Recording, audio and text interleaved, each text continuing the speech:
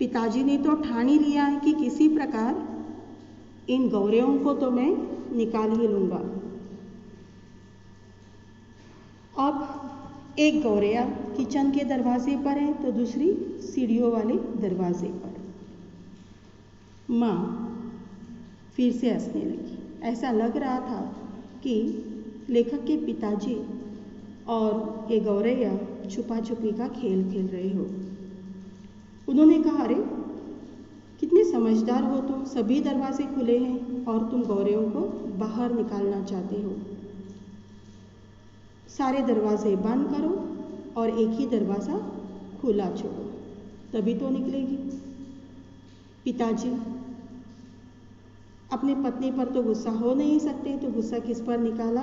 बेचारे बेटे पर, यानी लेखक पर। वे झिड़क कर गुस्से में बोले, तू खड़ा क्या देख रहा है, जा दोनों दरवाजे बंद कर दे। लेखक आदेश मानकर गया और उन्होंने सारे दरवाजे बंद कर दिए, केवल रसोई का दरवाज़ा खुला छोड़ा। फिर से पिताजी ने लाठी उठाई और गौरैयों पर हमला बोल दिया, धावा बोल दिया। मानो जैसे युद्ध में आक्रमण करते हैं ना, उस प्रकार। एक बार तो झूलती लाठी माँ के सिर पर लगते लगते बची और गौरैया मतलब चिड़िया ची ची करते हुए कभी एक जगह पर बैठती तो कभी दूसरी जगह। ये तो उड़ सकती है, हमारे हाथ लग नहीं सकती है। आखिर दोनों रसोई के और खुलने वाले दरवाजे में से बाहर निकल गई, बाहर चली गई। ये देखकर माँ भी तालियां बजाने लगी। सच को तो वो अपने पति की मजाक उड़ा रही थी, मजा ले रही थी। पिताजी बहुत खुश थे क्योंकि वे सफल हो गए थे गौरैयों को घर से बाहर निकालने में। उन्होंने लाठी दीवार के साथ टिका कर रख दी और छाती फैलाए बड़े गर्व से कुर्सी पर जा बैठकर हुक्म कर दिया कि सारे दरवाजे अब बंद रहेंगे ताकि ये गौरैया अंदर घुस न पाए।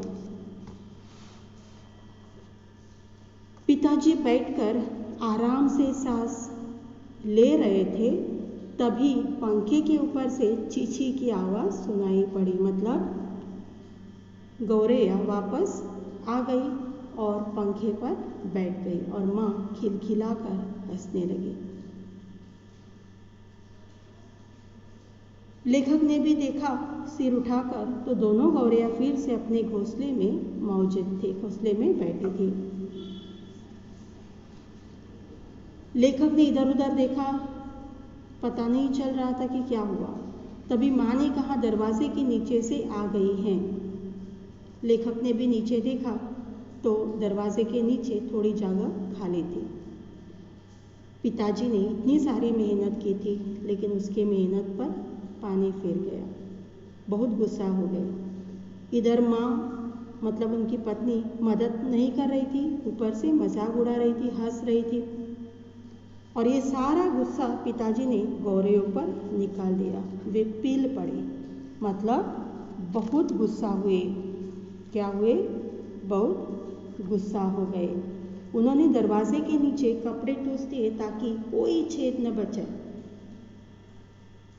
ताकि ये गौरैया अंदर वहाँ से न आ सके। और फिर वे लाठी झुलाते हुए उन पर टूट पड़े, उन पर हमला कर दिया।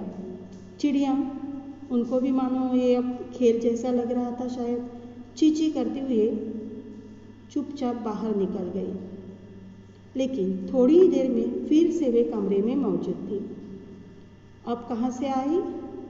तो रोशनदान से, क्योंकि रोशनदान का शीशा जो होता है ना, कांच, वो थोड़ा सा टूटा हुआ था और ये किसने देख लिया था पहले से?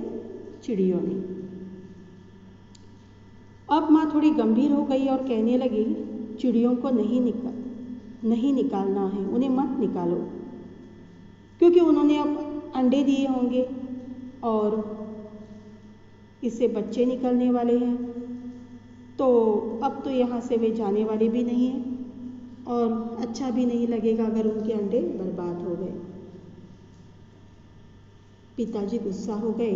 वे नहीं चाहते थे कि ये गौरैया उनकी कालीन बर्बाद करे, क्योंकि अगर वे पंखे पर या उनके कमरे में रहेगी तो सभी और गंदगी होगी। कालीन बहुत महंगी होती है जिसे हम फर्श पर डालते हैं।